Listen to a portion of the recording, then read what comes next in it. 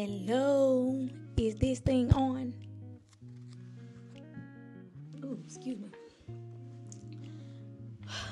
What's going on, y'all? It has been a minute. It has been a minute. I haven't posted anything since July. Now, do I expect people to come flock into this video? Absolutely not.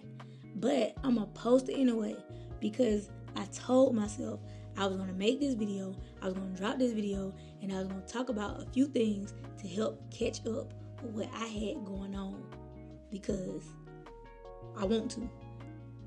Now, but it has been a lot going on since July. Let's see. I stopped drinking. I got off of social media. And I made rank, y'all. I made rank finally. You know? So, let's break it down, right? I stopped drinking fully. Because honestly, I wasn't a drinker.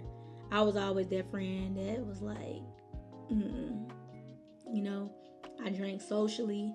I had a full bar and I didn't drink none of that stuff when it was just me by myself. Like, it's hard for me to even drink a glass of wine alone. And my friends be like, oh my gosh, you can't just drink no glass of... No, sorry, it's just not for me. It does nothing for me, okay? So yeah, I got that. And then right around like the second week of August, I got off of social media. And I told myself social media was a distraction and I couldn't be on there unless it was like for work purposes. So I got off of social media and I made a promise to myself I would not get back on social media until I made rank. And yeah, that's what happened, you know, because I got off of there because I felt like, and I was telling my friends, hey, I feel myself kind of getting sloppy at work. Now, my work was still getting done, but I felt myself slipping a little bit. And it wasn't something that everybody else saw. It was just internally, I know myself. And I felt it. So I just kind of bagged up and I had to tighten some things up, which led to me making rank. You know? It was a surreal moment, man. I had just picked Mari up from school because he was sick. It was a Friday. And I had opened up my computer and I was kind of finishing up work at home, and I got a phone call, and boom, they was like, yeah, congratulations. And I was like, yo, and I was in such disbelief. You know, a few of my mentors, they already knew. Like, it's like they already knew, and we would talk, but they couldn't say anything. But it was such a beautiful moment. You know, I was by myself. My son was sick, so it was just like I had to sit in it. I sat in it. I called my mentors. I called my best friends, and we spoke about it.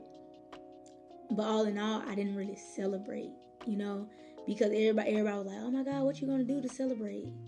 And honestly, y'all, like I've been saying, making rank is so much deeper than the ranking structure of the military. Me making rank gave me a feeling of fulfillment because I've always felt like I wasn't good enough in so many different areas. People would tell me all the time, you too hard on yourself, And it's not that I was too hard on me.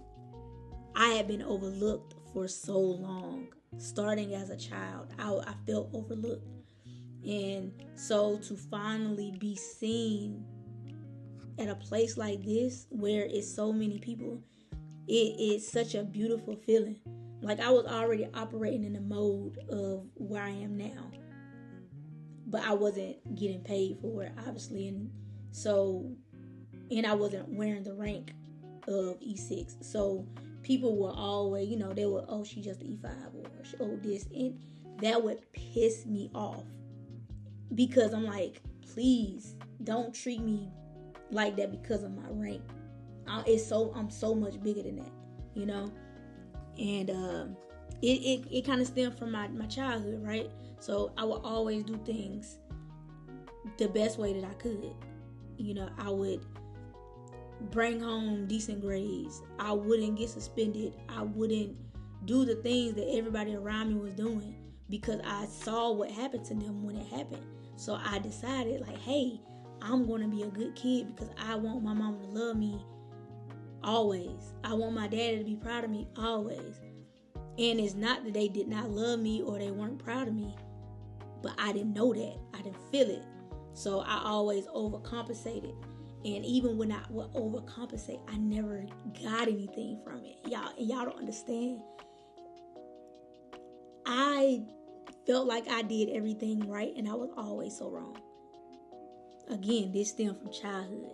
And then, you know, I climbed up into adolescence and then my young adulthood. And it was like I felt like I was never good enough. I felt like I was never good enough no matter what I did. Because not only did I feel like that from a family aspect, I felt like that in my work environment. I felt like that in my love life. You know, I was never good enough. You know? And to be an E5 for so long and learning how to maintain my paycheck to where I wasn't living paycheck to paycheck, to be able to be a single mom and juggle my daily activities as well as make sure I'm good. Once I learned how to do that and I fed into myself and I just kind of blocked out all the noise of not being good enough and I just did what I needed to do, it spoke for itself. And then I gained a different type of respect for myself, a different type of love from myself. So nobody could tell me anything. Nobody could tell me nothing. I was an E5, whatever. Yeah, I'm an E5. Did I feel bad sometimes when I had to tell my story and this, that? Yes, of course. You know, watching other people make rank, outranking me. You know what I'm saying? My peers being way high. Yes, it felt horrible. But at the same time, I threw my faith into God and I trusted Him and I trusted myself so that I can just be driven and understand that my path is my own. My journey is my own. And y'all, I kid y'all not. Once I threw all that worry and all that other stuff out, everything started falling into place. So I say that to say this. Trust you.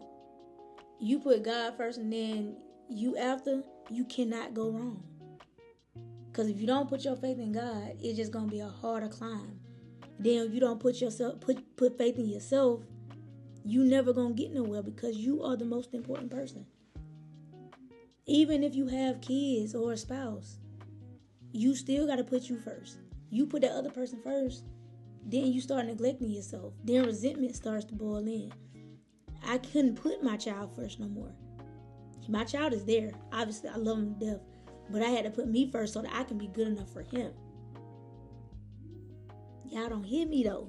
You know, so I can be good enough for him. I had to take care of me. And yeah, man, it is the most beautiful thing. Like I said, it makes me feel good to know that I did something right. I came to a command where I didn't have to overwork myself to overcompensate and show them what I'm capable of. I didn't have to do that. I had enough people to believe in me to help me get me where I needed to go. Just by being me. Just by loving what I do. And people ask me all the time, you at work, why you always smiling? Why you don't let this, that, the third get to you? It's not worth it. It's never going to be worth it. It's never going to be worth anything to bring something into your home that doesn't belong there. Ever. Whether it's a work problem, whether it's a family issue that doesn't have nothing to do with you. Or man, it don't matter who it is. It don't matter what the issue is. If It don't belong in your house. Don't bring it there. Easier said than done, because it took a long time to get myself where I am. But all in all, focus on your bubble. You know what I'm saying? You don't want nobody to pop that bubble. And I don't let nobody get to me. I don't care what nobody say. What else say, go.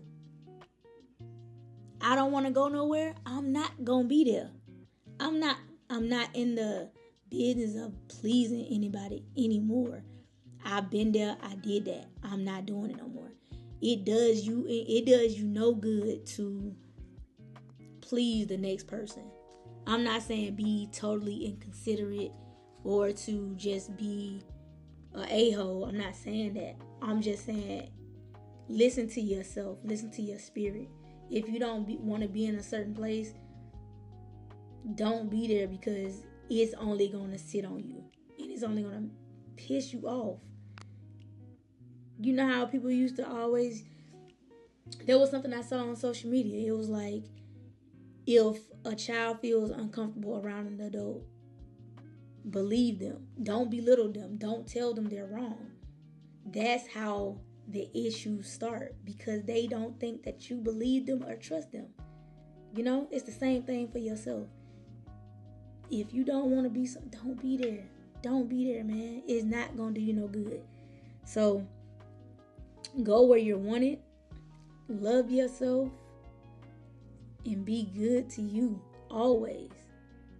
These are things that I know for a fact work, because I experienced it. Like, I am a firm believer of learning things through experience. And I will always be grateful for the journey that I have been put on. I still got some more to go. I'm coming for the goal. You hear me? I'm coming for the goal. Because why not? Why not, bro? Like when you sit there and you say things like, man, I can't believe it was me. I was doing that. And what do I mean? I can't believe it was me. It better have been me, or I was going to be broken. You know what I'm saying? These are the things that I asked for. You ask for it, you can go get it. Anything that you want, it wasn't put in your mind to want it for no reason. You got to go get it. You have to put the work in. You can't just sit there and be like, I want, and not do nothing. You can't do that. So, me, I'm going to keep going. I ain't going to stop. I'm going to keep a smile on my face. And I am going to keep blessing the world with the spirit of Eb. I am, because why not me? Why not me? Not like, why not me? I didn't get it. Why not me deserving it? What? I deserve everything that I got. And you deserve everything that you gonna get, because you gonna turn that leaf over and you gonna believe in yourself. Just look in the mirror. I have a picture in my bathroom of myself when I was a kid. It sits on my wall because I started talking to little me. When I felt small and I felt like that little girl, I would talk to her and I would say, it's okay. I will let her know it is okay. We're not there anymore. You are little Eb. I am big Eb. And I am giving you permission to be free. And y'all, it worked. It worked. My sister laughed at me when I told her that. She laughed at me. I didn't care. I explained to her. I said, you laughing. But these are the things that work for me. And these are the things that make me happy. These are the things that help me let go. These are the things that help me heal. So before you laugh about it, understand you might want to try something new, because those are the things that get you where you want to be. Alright? But now I ain't going to hold y'all up. I just wanted to give y'all a little bit of an update. And I will be seeing y'all around soon. I will see y'all next Friday with another message. Y'all be good. Love yourself. And shine bright. Not like a diamond, like the sun. Be good.